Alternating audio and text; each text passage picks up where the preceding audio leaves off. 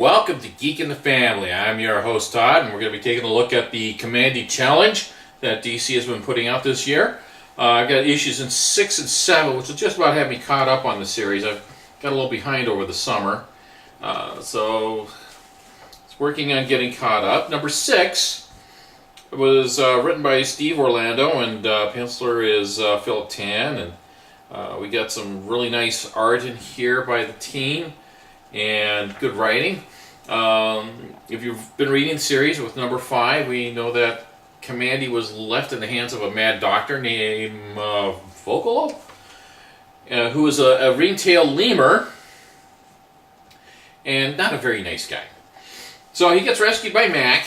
Mac finds a way to get Kamandi pieced back together, and Kamandi is paired off. Mac has to stay behind, but he summons a friend of his named Renzai, who takes Kamandi in hot air balloons across a frozen wasteland, which turns out to be the bear communes in the northeast of what would have been Siberia. They get shot down by the bears, and they're now in the bear commune, and they need to escape. One thing leads to another. They end up in the next issue, issue 7. We have Kamandi breaking off to rescue Renzai. Issue number 7 is written by Marguerite Bennett, and pencils are Dan Jurgens, and inks are Klaus Janssen. Janssen. So, he does end up rescuing Renzai, so to speak, or Renzai ends up rescuing him, because there's a bunch of dogs that are salvaging parts from the bear commune, and they're flying off with these bulldog Britannics in their lair, and they get shot down over another area, the territory of the parasites, the forbidden parasites. So they're in a frozen tundra fighting off these parasites and trying to save their own skins. And one of the leaders reveals, of the bulldogs, reveals that she knew Kamandi's mother. So we get a little background there that we haven't seen in other places. And then the dogs all go off in one direction, and with Renzai, and Kamandi in another direction, and he's flying over the ocean, and turns out he's got an unwanted unknown hitchhiker, which leads us to the next cliffhanger.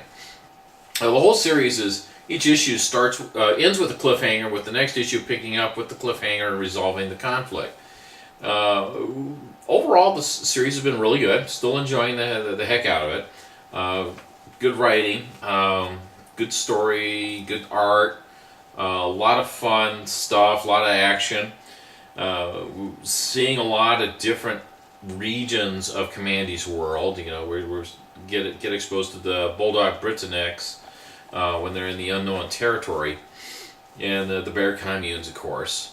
And it's just been a really fun read so far.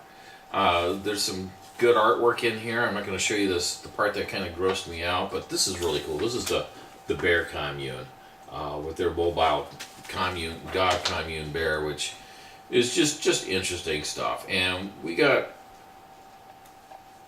good artwork all the way around in issue 6. Issue 7, same deal. We got all the dogs. We got they're fighting Renzai. I mean, there's just some really cool stuff here. I mean, we got their dirigible doghouse, which we got up in the upper corner, and it's overall it's just a good fun read. Kamandi is back on track for finding his parents, but he doesn't know when he's going to find them or if he's going to find them. And he's alone again. No mention of Villa, who had been traveling with him for several issues. And so I don't know if we'll see her again. Probably not, is my guess. Mac is the Tiger World's greatest detective, was a really cool character that they introduced, and unfortunately, I don't know if we're going to see him again. But Britannic Dog, Bulldogs and Company, which has a really neat border collie, and it's got a husky in their group, and several other different breeds of dogs. Just a bunch of cool characters. So they went in one direction, of course, and Kamandi in another direction. So again, we don't know if we're going to be seeing them again in the future.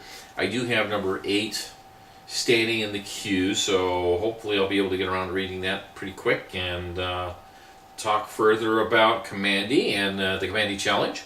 It's been a fun read. It's continuing to be enjoyable. If you haven't tried it out, I really suggest checking it out. If you have been following it and reading it like I have been, then I hope you're enjoying it as much as I am.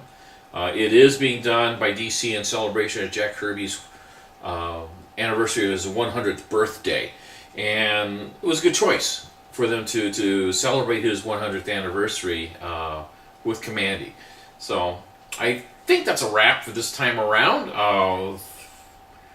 Really appreciate you watching, tuning in. I hope you're enjoying Kamandi Challenge and my short little chats about it. And we'll see you next time. Please like and share on social media, and thanks for watching.